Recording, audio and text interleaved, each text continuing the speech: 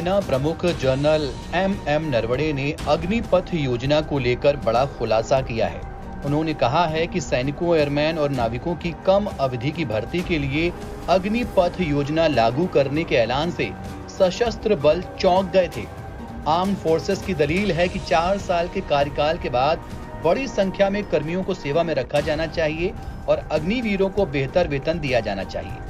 अपनी किताब 4 stars of destiny में नरवणे ने खुलासा किया है कि उन्होंने 2020 की शुरुआत में प्रधानमंत्री को टूर ऑफ ड्यूटी स्कीम का प्रस्ताव दिया था।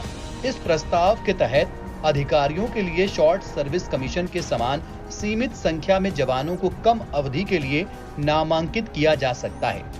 हालांकि प्रधानमंत्री कार्यालय बाद में एक अलग योजना लेकर आया। उन्होंने सुझाव दिया कि न केवल थल सेना के लिए 1 साल में होने वाली पूरी भर्ती अल्पकालिक सेवा के आधार पर होनी चाहिए, बल्कि इसमें भारतीय वायुसेना और नौसेना को भी शामिल किया जाना चाहिए। ये सेना के लिए अचंभे की बात थी, नौसेना और वायुसेना के लिए और भी ज्यादा। जनरल नरवणे ने बताया कि उनका प्रस्ताव शुरू में थल सेना पर केंद्रित था, इसलिए वो वायुसेना और नौसेना को भी शामिल करने से उतने ही हैरान थे। तीनों सेनाओं से जुड़ा होने के कारण प्रस्ताव को आगे बढ़ाने की जिम्मेदारी chief of defence staff general Bipin Rawat पर आ गई। हालांकि आर्मी अब भी प्रमुख सैन्य सेवा बनी रही। योजना के अलग अलग मॉडलों पर चर्चा की गई, जिसमें सेना ने 75% जवानों को बनाए रखने और 25% को सेवा मुक्त करने की वकालत की। हालांकि जब जून 2022 में सशस्त्र बलों की एज प्रोफाइल को कम करने के लिए एक ट्रांसफॉर्मेटिव स्कीम के रूप में अग्निपथ शुरू की गई, तब यह निर्णय लिया गया था कि हर साल चुने गए लगभग 46,000 सैनिकों, एयरमैन और नाविकों में से केवल 25% ही शुरुआती 4 सालों के बाद भी अतिरिक्त 15 सालों तक सेवा करेंगे।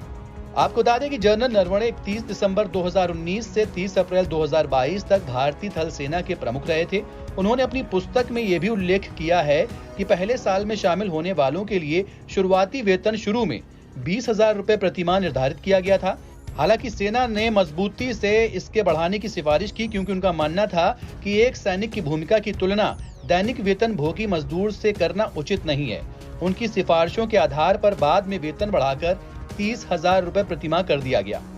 जनरल रावत की अचानक एक्सीडेंट में मौत के बाद उन्हें सीडीएस के रूप में नियुक्त नहीं किए जाने के सवाल का जवाब देते हुए जनरल नरवणे ने सरकार के निर्णय की प्रक्रिया पर अपना भरोसा जताया।